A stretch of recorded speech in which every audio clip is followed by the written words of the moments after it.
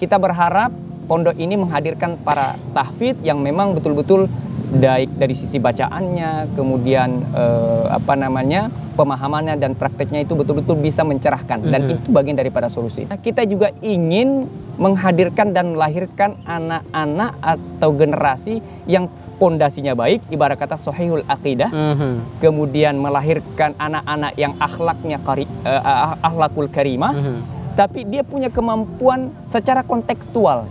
Dia menjadi problem solver terhadap problem-problem keumatan yang ada.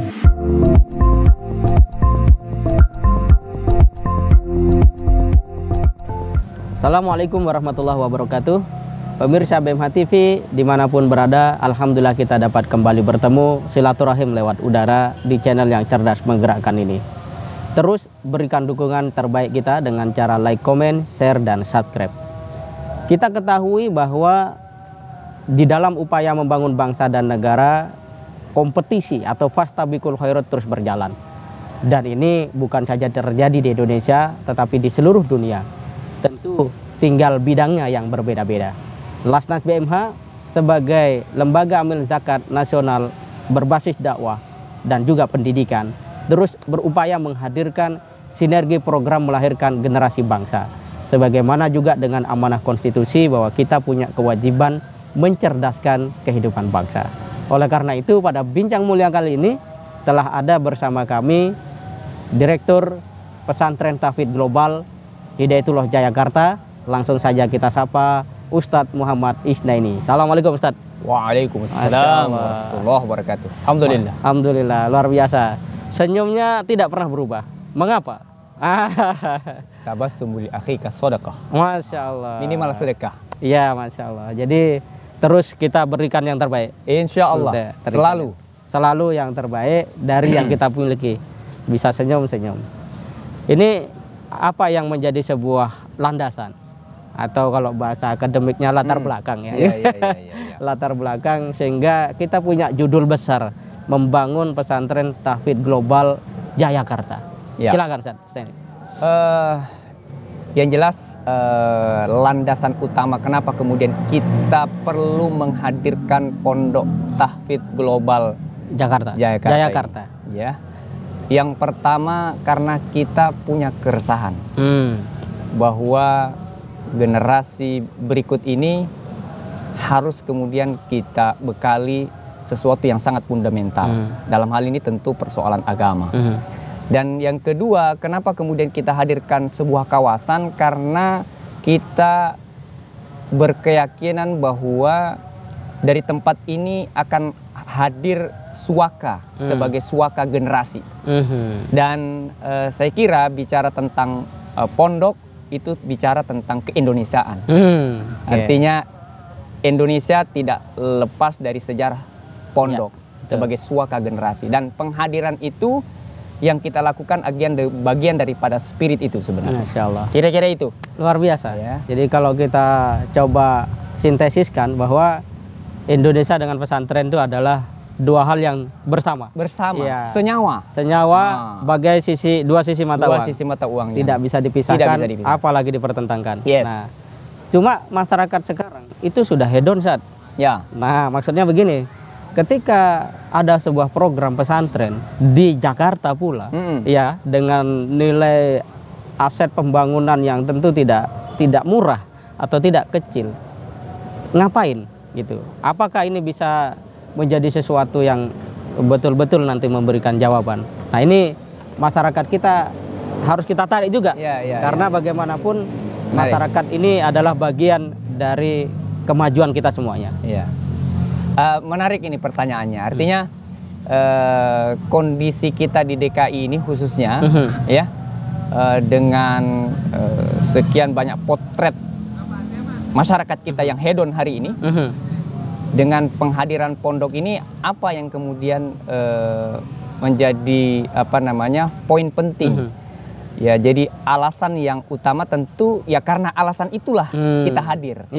Karena alasan itulah kemudian kita hadir. Jadi penghadiran pondok pesantren di tengah-tengah ibu kota yang mudah-mudahan, ya bukan mudah-mudahan, hari ini saya kira DKI Jakarta secara de jure ya karena ibu kota sudah berpindah di IKN. Betul. Ya, tapi secara de facto bahwa proses pengelolaan negara masih ada di DKI Jakarta, dan penghadiran pondok pesantren tahfidz global ini adalah bagian daripada jawaban dari persoalan-persoalan tadi, di mana kemudian masyarakat DKI khususnya ya masyarakat metropolitan kebanyakan dan rata-rata adalah tadi seperti yang disebutkan. Tapi kita tetap optimis, kita tetap yakin bahwa sisi manusia itu adalah dua sisi, di mana aspek ruhiyah harus diberikan porsinya, dan penghadiran itu menjadi penting, saya kira. Masya Allah. Justru itu yang jadi tantangan. Iya. Luar biasa. Dan pada akhirnya saya teringat ungkapan Ustadz Abdullah Said bahwa di dalam program-program kebaikan itu Allah yang ngurus. Iya, betul. Tugas kita bekerja. Tugas kita bekerja. Ya, gaji kita lebih baik insya Allah gitu kan. Falahum ajrun ghairu mamnun. Luar biasa. Dan ketika pesantren di Jakarta, kemudian ada dua nama yang menarik ya, ada global, ada Jayakarta. Ya. Nah, ini apa yang melatar belakangi ya, yang menjadi kok menjadi hangat di diskusi pengurus dan teman-teman. Memang begini, kenapa kemudian akhirnya kita sampai pada kesepakatan untuk menamai pondok pesantren tahfidz global dan kemudian disambung dengan Jayakarta. Jadi pondok pesantren sesuatu yang saya kira tadi spiritnya adalah bisa hadir suaka generasi, di mana ini bagian daripada sejarah panjang Republik antara pondok dan Indonesia ini. Dan itu saya kira sesuatu yang lumrah, ya. Tapi kemudian menjadi menarik karena ini di tengah-tengah ibu kota. Dan kenapa kemudian kita juga mengambil tahfidz? Karena saya kira ini juga memang menjadi kebutuhan hari ini, ya, kebutuhan umat. Karena di satu sisi juga kami sebenarnya ada kerisauan, ya, ada keresahan di kami sendiri melihat bahwa potret yang sudah dipotret oleh Departemen Agama dari populasi kita yang hampir 80% lebih umat Islam ini, ternyata ditemukan 67% umat tidak bisa baca Quran. Nah, kita berharap pondok ini menghadirkan para tahfidz yang memang betul-betul baik dari sisi bacaannya, kemudian pemahamannya dan prakteknya itu betul-betul bisa mencerahkan, dan itu bagian daripada solusi. Yang kedua, hubungannya dengan global. Nah, tentu karena kita bicara bukan hanya tekstual, tapi kita bicara kontekstual. Dan konteks hari ini di mana proses perubahan dunia ini begitu kencang, ya, jarak yang dulunya antara orang dengan orang di dua benua itu begitu panjang dan memakan waktu. Hari ini begitu dekat dan dalam hitungan detik. Artinya kita juga ingin menghadirkan dan melahirkan anak-anak atau generasi yang bukan tidak hanya, dan memang itu yang harus menjadi fokus kita. Pondasinya baik, ibarat kata sahihul aqidah, kemudian melahirkan anak-anak yang akhlaknya akhlakul karimah, tapi dia punya kemampuan secara kontekstual, ya, menjadi problem solver terhadap problem-problem keumatan yang hari ini berkaitan dengan, apalagi kita sudah bukan hanya sekedar masuk pada era 4.0, tapi sudah 5.0. Ya, di mana saya pahami betul bahwa ada 4 isu besar yang akan menjadi tantangan, dan itu harus dan harus dijawab oleh siapapun termasuk santri. Di mana isu terkait dengan misalkan Internet of Things. Nah, ya, ini isu tentang global IoT, tadi, ya, Internet of Things. Kemudian berkaitan dengan big data. Terus yang berikutnya berkaitan dengan robotik, ya. Kemudian yang terakhir adalah artificial intelligence. Nah, tentu kita tadi berharap bahwa kemudian santri kita sahihul akidahnya, kemudian punya akhlakul karimah, tapi betul-betul punya kemampuan global. Ya. Nah, bagaimana dengan Jayakarta? Karena spirit Jayakarta, spirit penaklukan. Nah, itu yang ingin kita tanamkan kepada anak didik kita, insya Allah. Luar biasa. Dan memang ada sebuah ungkapan, Ustaz, bahwa orang yang tidak tahu sejarah, dia tidak akan tahu jalan kemenangan. Luar biasa. Jadi tantangan global dijawab, ya kan? Arah tujuan kemenangan diperjelas. Itu Jayakarta. Dan pemirsa BMH TV mungkin sekedar menyegarkan bahwa Jayakarta ini adalah satu nama yang dihadirkan oleh Sultan Fatah ketika itu, yang mampu memukul balik, ya, pasukan Portugis. Dan juga selanjutnya adalah Belanda, atau kemudian diubah menjadi Batavia itu. Jadi kalau nama Jayakarta memang spirit sejarahnya sangat kuat. Nah, pertanyaannya, Ustaz, apa yang sekarang menjadi sebuah bagian dari proses penting mendesak dan masyarakat bisa terlibat. Nah, ini kan kita melihat alhamdulillah sudah ada satu yang bisa kita tempati, ya kan, bisa diskusi, ya bisa zikir juga di sana. Tapi kita melihat santri belum ada tempatnya. Nah, mungkin apa saja yang akan menjadi agenda dalam 2023 dan masyarakat bisa terlibat. Jadi bicara tentang, kan kita tidak bicara tentang hal yang strategis dan besar, bicara tentang visi dan sebagainya. Tapi tentu itu tidak lepas juga berkaitan dengan hal yang berkaitan dengan taktis. Taktis. Yang praktis. Betul. Nah, tentu kebutuhan yang hari ini ada di pondok, alhamdulillah peron area kita sudah selesai 100%, tinggal kemudian kita berharap ya bersama-sama tentunya mengajak umat untuk kemudian terlibat dalam proses proses pembangunan pondok bersama-sama. Yang kita butuhkan berkaitan dengan pengadaan klasikal, kemudian asrama, terus juga kemudian ada musola, ya, dan hal lain yang berkaitan dengan proses dari pembangunan pondok pesantren ini. Kira-kira ini, San, kalau di jumlah semua ideal, ya, walaupun kita tetap bertahap kan, pembangunannya gitu, ideal. Berapa nilai yang kita perlukan untuk kemajuan eksistensi pesantren ini? Kalau kemarin kita diskusikan dengan tim pembangun dan sudah kita diskusikan itu total kebutuhan dari proses pembangunan ini akan menelan kurang lebih 10 sampai 12 miliar. 12 miliar. Gitu ya. Oke, luar biasa. Dan alhamdulillah sudah tertanam ini 1 miliar. Alhamdulillah. Masya Allah ya. Dan ini bagian daripada kontribusi dari masyarakat, dan yang paling hal yang kami syukuri juga bagian daripada kontribusi BMH ini. Baitul Mal Hidayatullah. Masya Allah, luar biasa. Ya. Insya Allah 12 miliar itu besar, tapi kecil kalau Allah memberi pertolongan. Insya Allah. Amin, amin. Dan saya kira dengan kultur masyarakat yang belakangan melihat ya contoh-contoh hedonisme dari mereka yang seharusnya memberi teladan, itu akan membuat masyarakat semakin sadar mengapa dia hidup dan harus bagaimana dalam kehidupan. Nah, mudah-mudahan mereka semua semakin dekat dengan nilai-nilai ajaran Islam, semakin tumbuh spirit perjuangannya, gitu kan. Amin, amin. Nah, ini ada satu informasi masuk ke saya, Set, bahwa pada Ramadan ini BMH juga dengan beberapa dai itu sudah, khususnya dai muda, itu sudah mengirimkan delegasi ke beberapa negara ASEAN seperti Thailand, Filipina, dan juga Timur Leste. Nah, apakah kata global itu juga akan nantinya menampung atau menjadi tempat ya pusat belajar anak-anak dari negara-negara ASEAN ini, atau seperti apa? Ya, spiritnya itu. Jadi kita punya harapan, kita punya dream, kita punya cita-cita. Ya, saya katakan kepada teman-teman bahwa pondok ini akan dihadiri bukan hanya datang dari Nusantara, tapi kita punya keyakinan bahwa besok akan hadir dari seluruh mancanegara. Masya Allah. Dan itulah spirit global itu. Spirit global itu. Kafatan linnas wa rahmatan lil alamin. Wah, dahsyat. Luar biasa Ustaz Muhammad Isnaini, perbincangan yang menggugah ya semangat kita akan kesadaran sejarah, pada saat yang sama juga tentang betapa indahnya tantangan masa depan kalau kita bisa sinergi dan kolaborasi. Luar biasa ya, tadi ternyata ini disiapkan untuk global, dan saya kira itu mimpi yang dekat ya. Dekat karena memang semua sudah serba dekat ya, bahkan Amerika, Eropa itu sudah bukan hal yang wah lagi gitu ya.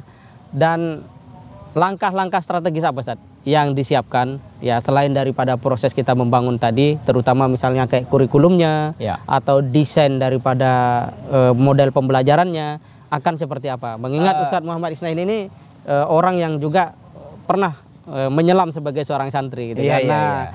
Silakan Ustaz. Nah, jadi di samping kemudian penyiapan hardware ya, penyiapan hardware, dalam proses ini kita kemudian juga paralel terkait dengan penghadiran atau penguatan terkait dengan softwarenya. Berkaitan dengan kurikulum, alhamdulillah kita sudah bentuk tim kurikulum, kemudian juga kita sudah minta untuk kemudian melakukan study banding ya di beberapa tempat untuk bisa menangkap spirit, menangkap knowledge, menangkap experience dari kawan-kawan yang sudah lebih dulu menghadirkan pondok pesantren yang kita yang kita pandang bisa memberikan jawaban dunia hari ini.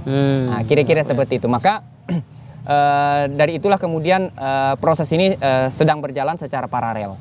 Jadi ada tim khusus yang kita bentuk untuk kemudian melengkapi dan menyempurnakan dengan sedang berlangsungnya proses penyiapan hardware-nya ini. Jadi software tetap kita juga, dan karena itu spiritnya itu ruhnya, kurikulum itu. Luar biasa. Ya, kan? Tapi ini terakhir, Ustaz. Ya. Jangan sampai kita keliru membahasakan ke masyarakat bahwa kata global itu nanti identik anak-anak orang kaya yang datang ke sini. Iya. Nah, ini kita punya spirit untuk membangun manusia, mereka yang punya hak sebenarnya ya. Cuma terbatas oleh akses, mungkin ekonomi dan seterusnya. Betul. Seperti apa, Ustaz, lengkapnya? Nah, itulah juga memang bagian dari spirit kita, bahwa kita ingin menghantarkan anak negeri ini, siapapun dia, apalagi kemudian yang termasuk dalam kategori belum punya akses ekonomi yang cukup. Nah, ini yang kemudian kita prioritaskan untuk bisa mengakses proses ini, agar nanti dia mampu, kalau bahasa teman-teman di zakat itu, yang tadinya mustahik menjadi muzaki. Nah, kira-kira itu spiritnya. Oh, Masya Allah, kira-kira itu spiritnya. Jadi pemirsa BMH TV jangan ragu, mari kita dukung program Pesantren Tahfidz Global Jayakarta ini, karena ini juga akan membangun anak-anak Indonesia, terutama mereka yang secara ekonomi berada di dalam kondisi prasejahtera, atau kelompok duafa, dan tentu saja dari mereka kadangkala ada yang punya kecerdasan di atas rata-rata, bahkan punya cita-cita mulia, yang boleh jadi ketika mereka berproses di pesantren ini dengan sedekah, dengan zakat, dengan infak kita, mereka tumbuh menjadi seorang yang penuh manfaat di masa yang akan datang. Oh, Masya Allah, akan begitu banyak pahala mengalir saja, pahala kebersamaan. Kita bisa bayangkan betapa kemudian sinergisitas, kolaborasi kebaikan bersama BMH menghadirkan Pesantren Tahfidz Global Jayakarta ini akan melahirkan manusia-manusia berkarakter ke depan. Amin. Ya, manusia yang tidak hedon. Manusia yang kalau dapat amanah dia tanggung jawab. Dan itu memang tugas kita bersama. Yang lagi viral nih hedon nih. Ya, kata hedon sedang viral sekarang. Dan insya Allah kita bisa lihat bagaimana kebersamaan itu dibangun. Leadership juga dilatih secara langsung di sini. Dan semua upacara atau seremoni buka puasa ini betul-betul dikendalikan oleh santri. Kita hanya melihat bagaimana mereka berkoordinasi, menyiapkan segalanya, dan itu adalah bagian dari proses pendidikan yang sesungguhnya. Karena pemimpin itu salah satunya juga harus kuat di lapangan, begitu. Nah, alhamdulillah, pemirsa BMH TV, demikianlah bincang mulia kita dengan Direktur Pesantren Tahfidz Global Hidayatullah Jayakarta, Ustadz Muhammad Isnaini. Kita melihat bahwa di dalam upaya membangun manusia itu adalah bagian dari spirit sejarah. Kita yang berusaha untuk melakukan hari ini, termasuk Anda yang mendukung, itu akan menjadi bagian daripada penerus perjuangan Indonesia untuk menjadi beradab, untuk menjadi bersatu, dan menjadi berpengaruh di dunia internasional. Amin. Dan kata global itu sudah memberikan sebuah wadah yang sangat kompleks bagi kita, bagaimana Indonesia bisa berperan ke depan lewat manusianya. Dan yang tidak kalah penting, segerakan niat kita untuk membantu terwujudnya, terbangunnya pesantren ini, agar proses membangun manusia dapat segera kita lakukan bersama-sama. Demikian, kita berjumpa lagi dalam bincang mulia yang akan datang. Terus berikan dukungan kepada BMH TV, channel cerdas menggerakkan, dengan cara like, komen, share, dan subscribe. Assalamualaikum warahmatullahi wabarakatuh. Waalaikumsalam.